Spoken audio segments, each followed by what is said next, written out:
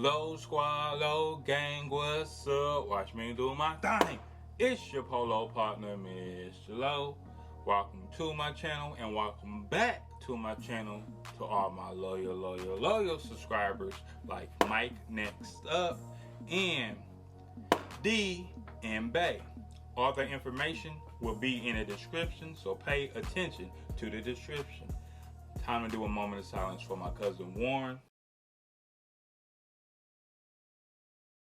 So I'm back here today to give you guys my gear list for 2021. Woo! I know, 2021. We are here. Knock, knock, let us in. So yeah, we are here. And 2021 is like right around the corner. So every year around like September, I start preparing myself for the next year. So I made this list in September, like after my birthday, and I made some changes to this list. I took some things out, I put some things in, and this list isn't that big because I'm gonna do something a little bit different this year. I'm gonna add some stuff to my 2022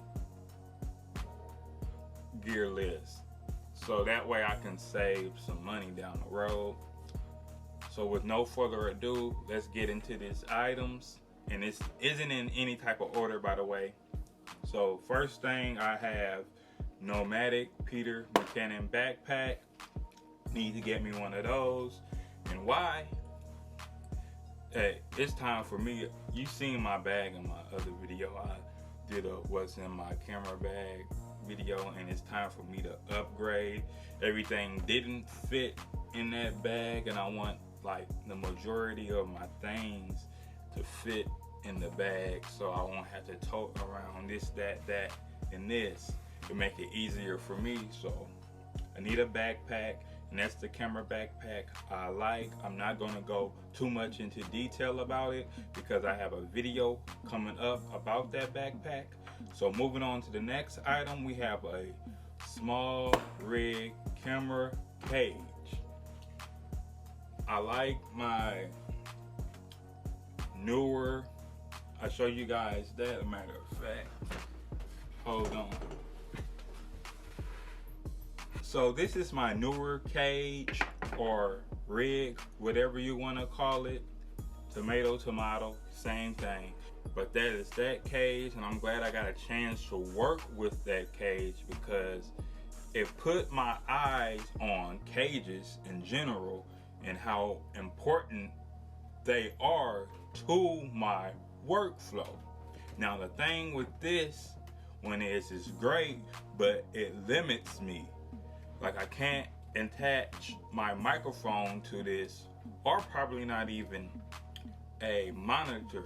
I've seen people do it. I don't even know how they do it because I ran through microphone like my aux cord kept breaking because the way the handle is on this, it doesn't allow me to, you know, get in there. It's pretty tight, and the handle on this small rig kept bending my aux cord, so I kept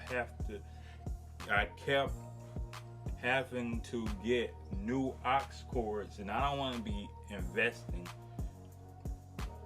that much money into a microphone aux cord to make my audio sound amazing. So this is great, but for audio and monitor, not the best solution for me. So I'm getting a small rig camera cage. So next up on my list, we have a Canon lens, and the lens I'm looking at is the 18 to 135 millimeter lens. Now one drawback with this lens, that it isn't a fixed aperture lens. So it doesn't have a fixed aperture. What that means is when you zoom in and out, okay, when you're all the way zoomed in, it's when it lets more light in. When you get zoomed all the way out, it tends to get darker. I know some ways around this, but I'm gonna share that for when I get the lens. I'm not gonna get too much into detail about that right about now, but I feel like that lens will upgrade my quality and be a good choice for my workflow that I'm doing. So I'm looking at that lens. So next on my list we have a Manfrotto fluid head.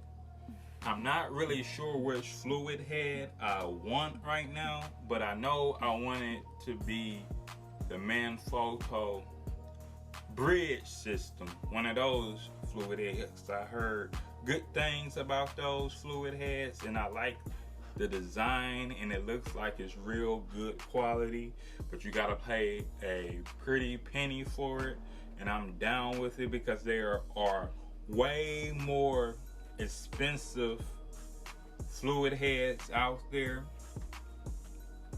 and it's just time because this tripod that my camera is on right now doesn't do too good with panning and things like that, and I want to improve my panning and B-rolling that stuff, so I have to step up my game and go get a fluid head that will allow me to do so.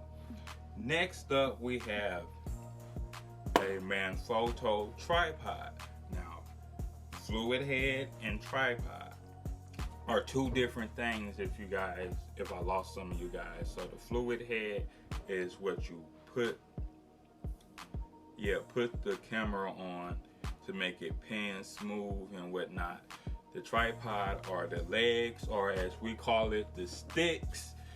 So yeah, I'm investing in a good Manfrotto tripod to match the fluid head. And last but certainly not least on my list is a free world screen, a monitor. I've been looking at monitors going on for about 2 years now, but I haven't got around to getting one. I found one that I like, and I can't wait to get my hands on it and unbox it with you guys. So I need a monitor because I told you guys I was getting a cage, and the cage setup I'm building, I have to have a monitor to use it the proper way. So that's why I need a monitor. It will help me improve my videos and help me have better flow and control of my framing in my videos.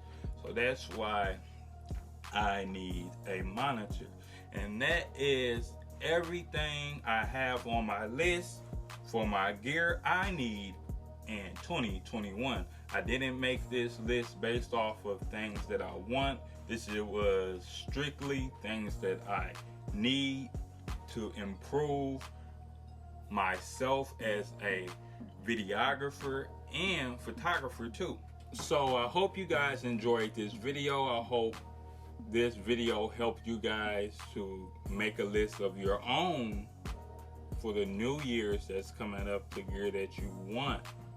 Well, not want, the gear that you need, because needs come before wants.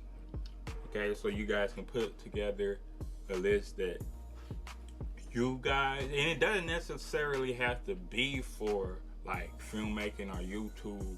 It can be like outside of YouTube, like your car, your house, and things like that. You just want to make a list. It will make your job much more easier in my eyes, because you can look at prices and see how much you have to save up to get those things, and it's just, you know what I'm saying, you can cross it out and you can treat them like gold. So this your boy Mr. Low. We signing over and out.